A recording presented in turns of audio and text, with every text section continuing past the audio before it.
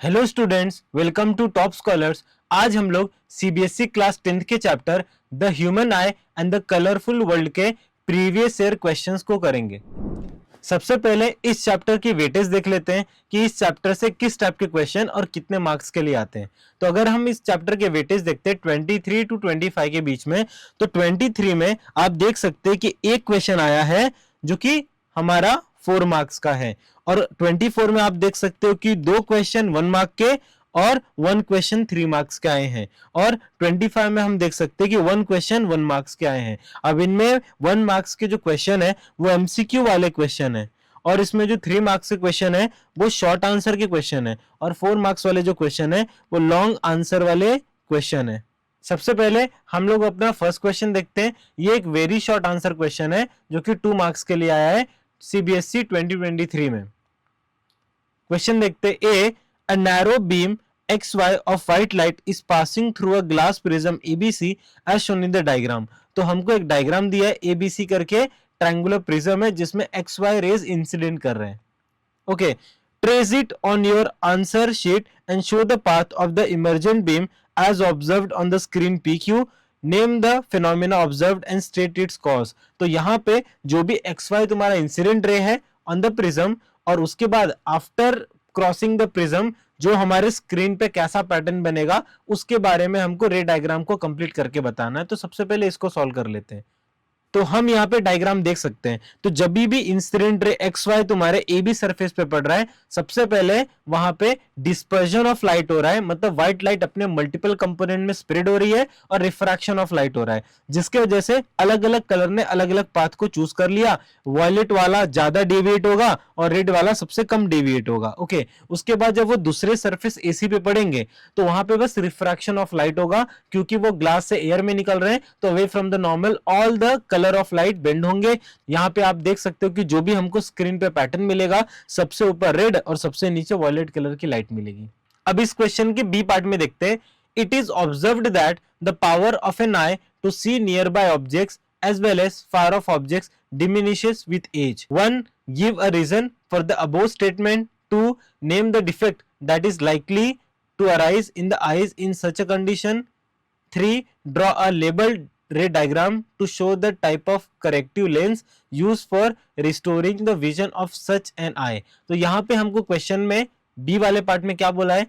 It is observed that the power of an eye to see nearby objects as well as far off object diminishes with age। तो यहाँ पे पता होना चाहिए कि as के साथ हमारे आईज के लेंस की जो एबिलिटी पास की चीजों को देखने के लिए या दूर की चीजों को देखने के लिए वो ग्रेजुअली क्या होती है, कम होती है। इसका रीजन क्या है कि जो भी हमारे आई के लेंस है उनकी ability to expand and contract, जिस एबिलिटी को बोलते हैं अकोमोडेशन, वो ग्रेजुअली कम हो जाती है, बिकॉज हमारे आई के लेंस की फ्लेक्सिबिलिटी कम हो जाती है, एज वेल एज आई के लेंस जिस टाइप के मसल फाइबर से कनेक्टेड है, they are called ciliary muscle fibres, वो भी वीक हो जाते हैं, जिसके वजह से हमारे आई के अंदर के जो लेंस है और सीलियरी मसल फाइबर है उनकी एबिलिटी अपने आप को एडजस्ट करने की कम हो जाती है, जिसकी वजह से after the age of 60 and above हमको पास की चीजें देखने में भी प्रॉब्लम होता है और दूर की चीज को भी देखने में प्रॉब्लम होता है।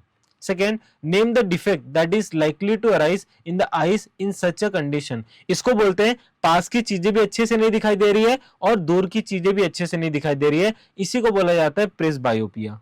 थर्ड, ड्रॉ अ लेबल्ड रे diagram to show the type of corrective lens used for restoring the vision of such an eye। यहाँ पे बाइफोकल लेंस का यूज किया जाता है। बाइफोकल मतलब यहाँ पे कॉन्केव लेंस भी है, कॉन्वेक्स लेंस भी है। तो यहाँ पे अगर पास की चीजें नहीं दिख रही है तो जो पार्ट में कॉन्वेक्स लेंस है वो हेल्प करेगा, और जो दूर की चीजें नहीं दिख रही है तो वहां पे कॉन्केव लेंस यूज करेगा हमको प्रॉपर दिखाने के लिए। तो यहाँ पे हम लोग इस टाइप के लेंस का यूज करते हैं। यहाँ पे स्क्रीन में हमको दिया है कि एन डैश पे हमारा ऑब्जेक्ट है, तो ऑब्जेक्ट से जो रेज इंसिडेंट कर रहे हैं वो रियलिटी में हमारे आई के पीछे बन रहे हैं। तो क्योंकि आई के पीछे बन रहे हैं तो वहां पे अगर मैं एक कॉन्वेक्स लेंस का यूज करूंगा तो कॉन्वेक्स लेंस क्या करेगा कि क्योंकि उसका फोकल लेंथ पॉजिटिव है तो लाइट के रे को एक्स्ट्रा कन्वर्ज करेगा, सो दैट हमें इमेज रेटिना पे मिले और इसके वजह से हमको ऑब्जेक्ट प्रॉपर्ली दिखाई दे, जो कि पास के ऑब्जेक्ट हमको अच्छे से नहीं दिखता था। जब भी हम कॉन्वेक्स लेंस का यूज करेंगे तो पास के ऑब्जेक्ट अच्छे से दिखाई देने लगेंगे।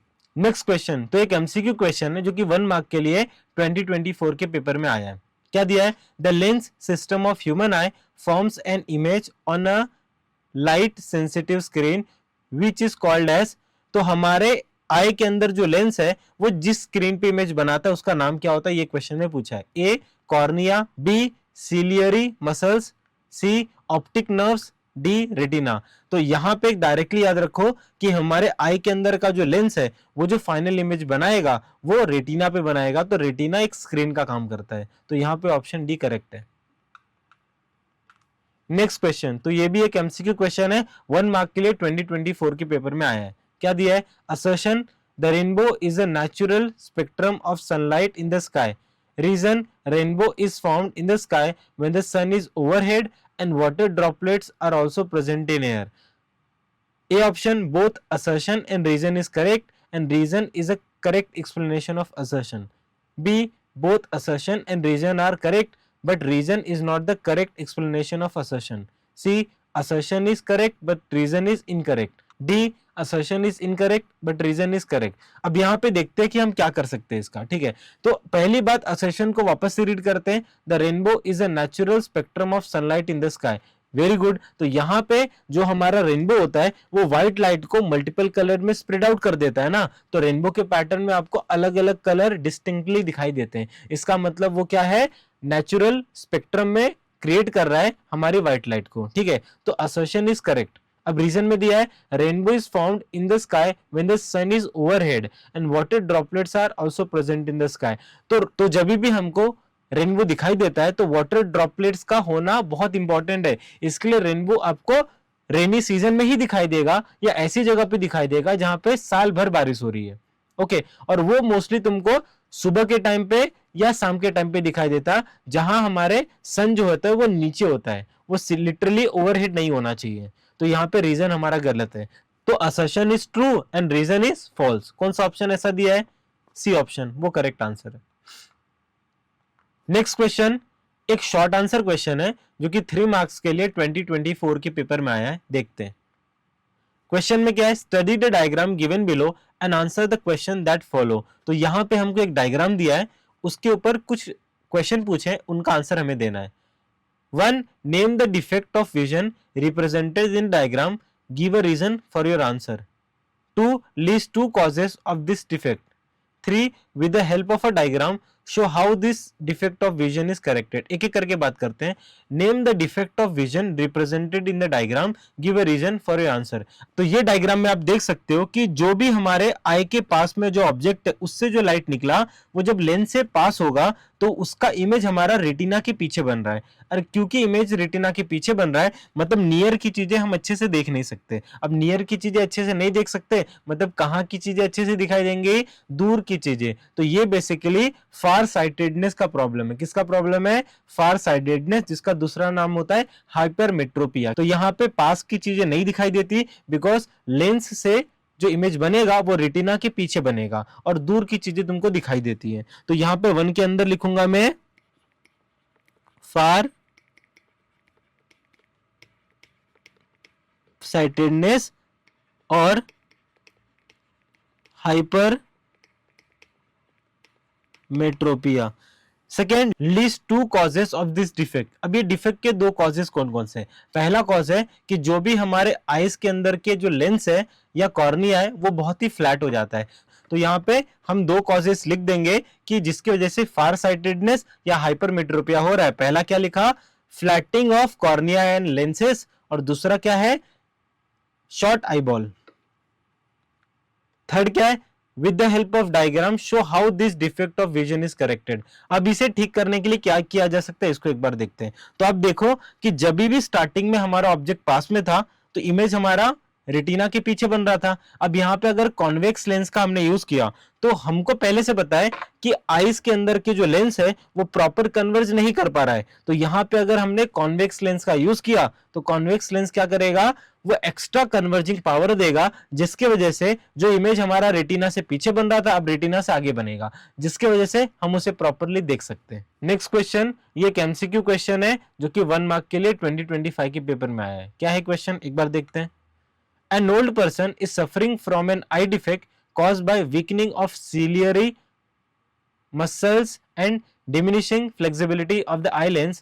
If the defect of vision is A, which can be corrected by lens B, and A and B respectively are 1. Hypermetropia and convex lens, 2. Presbyopia and bifocal lens, 3. Myopia and concave lens, 4. Myopia and bifocal lens। याद रखना old age की वजह से हमारे eyes के अंदर जो lens है उसकी फ्लेक्सिबिलिटी भी कम हो जाती है और सीलियरी मसल फाइबर्स की जो एबिलिटी है वो भी कम हो जाती है, मतलब वो भी वीक हो जाते हैं। इसके वजह से पास की चीजें भी अच्छे से नहीं दिखाई देती और दूर की चीजें भी अच्छे से नहीं दिखाई देती। इसी प्रॉब्लम को बोलते हैं प्रेसबायोपिया। तो ये प्रॉब्लम का नाम है प्रेसबायोपिया, और क्योंकि यहाँ पे पास और दूर दोनों की चीजें नहीं दिखाई दे रही है तो हमको बोथ कॉन्केव और कॉन्वेक्स लेंस का यूज करना पड़ेगा। तो यहाँ पे बाइफोकल लेंस का यूज करना पड़ेगा। तो प्रॉब्लम है प्रेसबायोपिया और इसके करेक्शन के लिए बाइफोकल लेंस का यूज करना पड़ेगा।